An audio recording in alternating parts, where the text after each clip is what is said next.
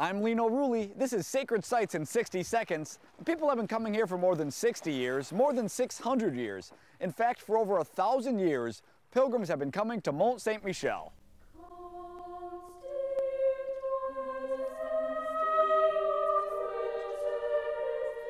Rising out of the waters is the monastery of Mont Saint-Michel. It seems to be more of a vision than a pilgrimage site, yet this most amazing of Catholic churches has a rich history. Mont Saint-Michel is dedicated to the Archangel Michael, or Michel in French. Back in the 8th century, there was a sanctuary built on this little island in honor of the Archangel Michael. In the 10th century, Benedictines moved in and created an abbey with a village growing beneath its walls, and by the 14th century, the city extended all the way down to the foot of the rock, and in our 21st century, the city is filled with tourists.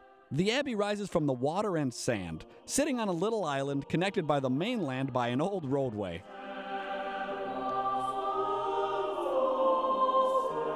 And since the Middle Ages, people have regarded this place as a representation of the heavenly Jerusalem on earth, an image of paradise, and you can see why.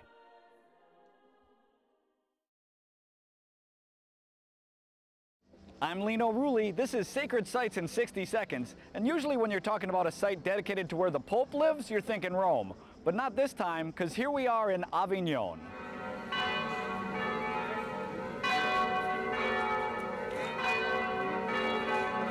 At the beginning of the 14th century, the city of Avignon wasn't all that important, but things have a way of changing when the Pope moves to town. In 1309, the city was chosen by Pope Clement V as his residence, and this would be the home of the popes, 7 popes in all, and 2 anti-popes, and they would live in this beautiful city in the south of France. The Palace of the Popes, this rather imposing fortress, dominates the city. It's the largest Gothic palace in all of Europe, and these buildings stand as a rather odd moment in church history. Keep in mind, the Holy Father is infallible when teaching in terms of faith and morals. The decision to live here, not necessarily infallible.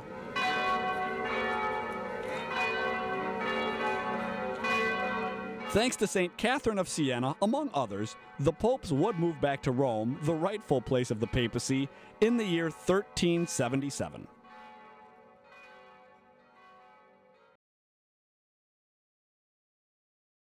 I'm Lino. This is Sacred Sites in 60 Seconds, and we're in Lisieux, the hometown of Sainte Therese.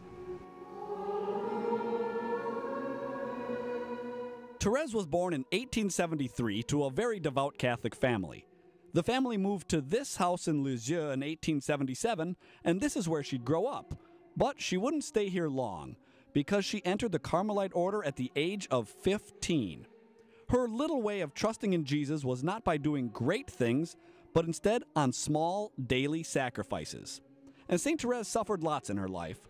She'd end up dying of tuberculosis at the age of 24, and here in Lisieux, above the statue representing St. Therese in the attitude of her death, is a statue called the Virgin of the Smile, and this is the actual statue Therese gazed at during the last moments of her life.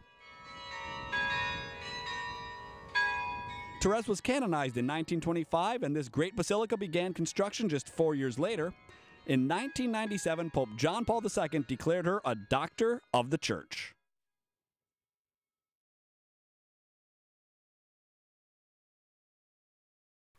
I'm Lino. This is Sacred Sites in 60 Seconds, and we're in the city of Ars. And from this one little town comes a very big priest. In fact, the patron saint of priests, it's St. John Vianney.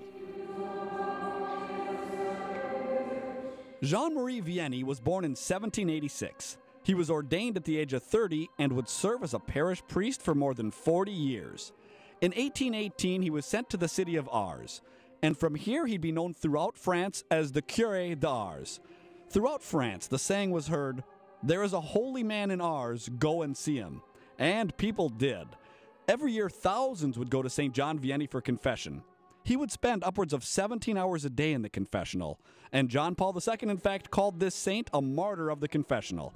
In the last year of his life, more than 100,000 came to see St. John Vianney, and to accommodate all these pilgrims, he would sometimes sleep only 2 hours a night. This great saint died on August 4th, 1859. We're now marking the 150th anniversary of his death. Now, one more thing about St. John Vianney. He is an incorruptible. That's right, his body has not suffered decay.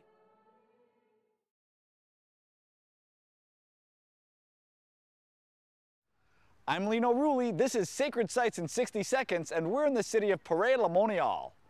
I'd never actually heard of this city either, but I have heard of what happened here because it's Jesus and the Sacred Heart.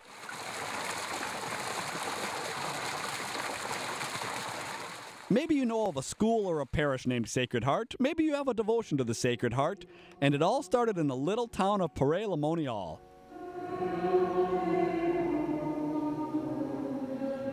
In 1671, when she was in her early 20s, Margaret Alacoque entered the Order of the Visitation.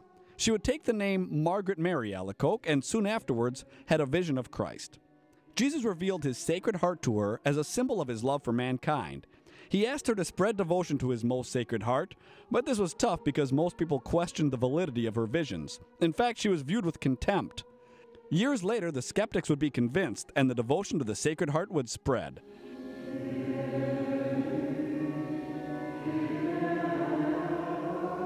She died in 1690, and her body remains incorrupt more than 300 years later and rests under the altar in this chapel.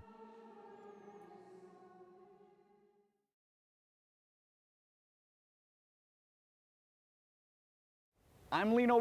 This is Sacred Sites in 60 Seconds, and this site is going to be tough to cram into 60 seconds because we're in the foothills of the Pyrenees, and this is Lourdes.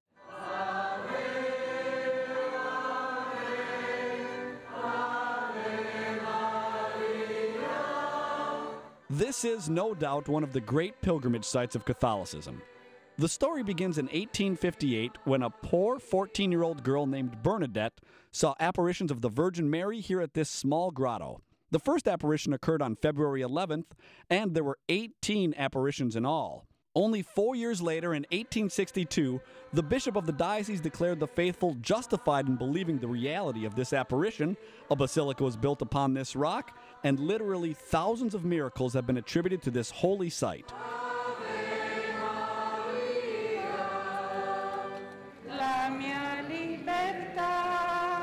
And lots could be said, but nothing better than just experiencing this place in prayer. The Torchlight Marian procession takes place every evening at 9 p.m., as it has done since 1872.